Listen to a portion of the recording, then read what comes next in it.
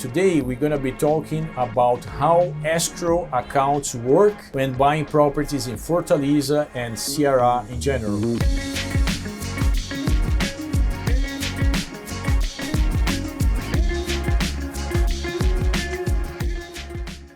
Hello there, my name is Luciano Oliveira. I am a Brazilian attorney. I'm here in Fortaleza, Ceará, and we're going to be talking about how escrow accounts work when buying properties in Fortaleza and Ceará in general. The first information, which could be quite surprising to many people, is there is no escrow account in Fortaleza, Ceará, or Brazil for the matter. Escrow accounts are not customary in Brazil, and believe it or not, people are actually going to pay the seller upfront in expectation of the seller signing a transfer deed. Crazy, right? So there are ways to reduce the risk, and we're gonna be sharing some perspective on that. And the truth is, for the vast majority of transactions between Brazilians and Brazilians, like Brazilian is the seller, there is another Brazilian as the buyer, they are gonna make this thing work out. Now, when you have a foreign citizen, there is an increased concern because this person is not local. So if the seller doesn't sign the transfer deed, it's difficult for the foreign citizen to chase the seller. If it is a Brazilian local resident, they are going to chase the seller and eventually sue the seller. So a judge can probably step in and adjudicate the transfer of ownership from the seller to the buyer in a forced manner. But for a foreign citizen, let's say the foreign citizen came here to Ceará, to Fortaleza, and then they are going to go back to the neighboring country in a couple of weeks. Maybe the seller is not going to say, I'm not going to sign the transfer deed after the seller got all the money. They are just going to kind of postpone, and in a way that eventually the foreign citizen is going to go back to their country and they are going to have a huge problem in their hands. So one approach is to try to release the money to the seller on the day of the closing only. You don't release the money one day before, you don't release the money a week before. You condition the release of the money to the seller signing the transfer deed. Now, the challenge here is because you're paying from abroad, and there is no way for you to simply make a wire transfer on the day of the closing and expect the money to be released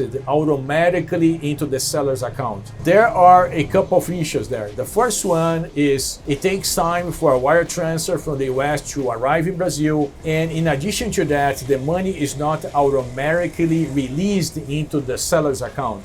The Brazilian bank is going to receive the money in Brazil, and they are going to have a whole compliance process before the money is actually released into the seller's bank account. So when you factor in all of those things, it's not uncommon for a period of 2 weeks to happen between the moment when you wire the money and when the seller receives the payment. What we do to try to emulate an escrow is like this. We work with a partner currency exchange bank who's going to receive the money from you. They are going to handle the exchange, but they are not going to release the funds until the day of the closing. In addition to that, we have an ongoing partnership, so we have this increased access to the bank staff, and we're gonna play by ear. So we're gonna release the money on the day of the closing if we think that the seller is gonna attend the closing. So on the day before, we suggest that the buyer or someone who the buyer knows visit the property to make sure that the property is free of people and stuff, so it looks like the property is gonna be given in terms of possession to the buyer. And we also speak with the realtors involved, discuss with the sellers, are they attending the closing tomorrow, everything is all set. And then on the day of the closing, there are usually some type of last minute documents or information for the transfer deed to be straightened out. And when we know with 99% confidence that the sellers are attending the closing, then we call the currency exchange bank and we say, release the funds into the seller's account. So you see, there's gonna be like a gap of usually a couple of hours between the money hitting the seller's bank account and the moment when the sellers are actually signing the transfer deed. So